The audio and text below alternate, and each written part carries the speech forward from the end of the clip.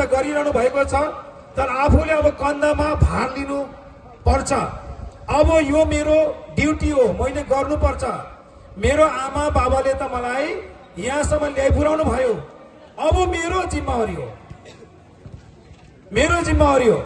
म लाउरे त भन्ने कुरा होइन, तर लाउरे मात्रै नभएर अरू जस्तै अब पढाइमा हामी आज यति साह्रो खुसी छौँ। यो ओकाटी भन्ने एउटा बहुत ठुलो एउटा भाग्यमानी जग्गा हो, किनभने यहाँ साइन्स पढेर इस्रोमा काम गर्ने नानी पनि हामीले यहाँ जन्माएको छौँ। यो बहुत एउटा हामी गर्व छौँ यसमा। इस्रोमा काम गर्दैछ हाम्रो नानीले। हामी मिरिक यस्तो जग्गा हो जहाँ चाहिँ हामीले यूपीसी इक्जाम पास गर्ने फर्स्ट दार्जिलिङमा 3 जना नानी जन्माउने पनि हाम्रो मिरिक इलाकाकै हो। सौरिनीको, पानीघट्टा यो एमएम तराईको, बेलगाछीको हाम्रो मिरिकको ब्लक इलाका पर्नेछ। त्यसको बादमा हामीले मिरिक एलडी इलाकाबाट फ्लाइङ लेफ्टिनेन्ट जो चाहिँ फर्स्ट हाम्रो फ्लाइङ लेफ्टिनेन्ट साहब हुनुहुन्छ, हामी एलडीले जन्माएको छौँ। हामी घरका लाउरे पनि हामीले मिरिकले जन्माएको छ। यो बहुत हामी गर्वित छौँ हामी मिरिक, र हामीले मिरिकलाई चिनाउनु पर्छ। कुनै पनि माध्यमले होस्, चाहे खेलकुदले होस्, चाहे कुन सङ्गीतले होस्। सङ्गीत भन्ने यहाँ हाम्रो ओकेटीमा हुनुहुन्छ, कर्मा बमजनजी हुनुहुन्छ, मेरो आदरणीय उत्तम बमजनजी हुनुहुन्छ। त्यसको बादमा उहाँभन्दा गोपालञ्जनज्यू हाम्रै यो इलाकाबाट जन्म लिनु भएको हुनुहुन्छ, र हामी आज धेरै खुसी छौँ हामी यो इलाकामा, र हामी गर्व गर्नुपर्छ। हामी हरेक साइडमा हामी आफ्नो गोर्खालीलाई चिनाउने कोसिस गर्नुपर्छ। फेरि पनि म यो भन्न चाहन्छु, जति पनि हाम्रो आमा बाबा हुनुहुन्छ, गार्जेन हुनुहुन्छ, तपाईँहरूलाई पनि म निवेदन गर्न चाहन्छु, नानीहरूलाई सही बाटोमा सही ट्र्याकमा ल्याउने कोसिस गर्नुहोस्।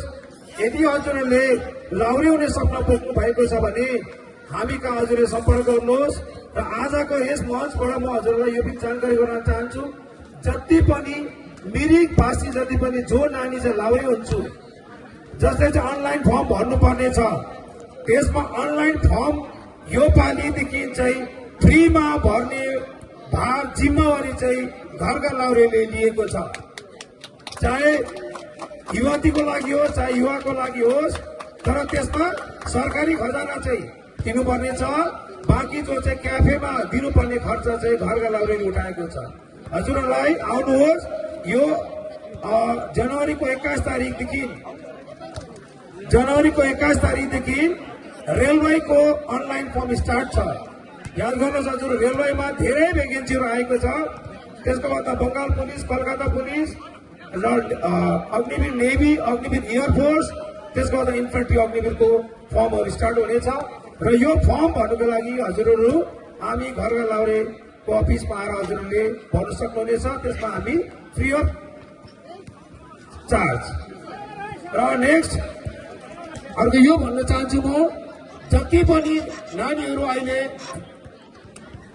कुसङ्गतमा लम्किरहेको छ भने नानीहरू यो समय होइन, यो समयलाई हामीले एकदम ध्यान दिनुपर्ने छ। हाम्रो यदि हामी जेन्जी पुस्ताले हामीले यो बाटो छोड्यौँ भने भविष्य बोकेर अगाडि को बढ्ने, फेरि भविष्य लिएर अघि बढ्ने जति पनि हाम्रो काममा छ जेन्जी पुस्ताहरू, तपाईँहरूको लागि हामी साथमा छौँ।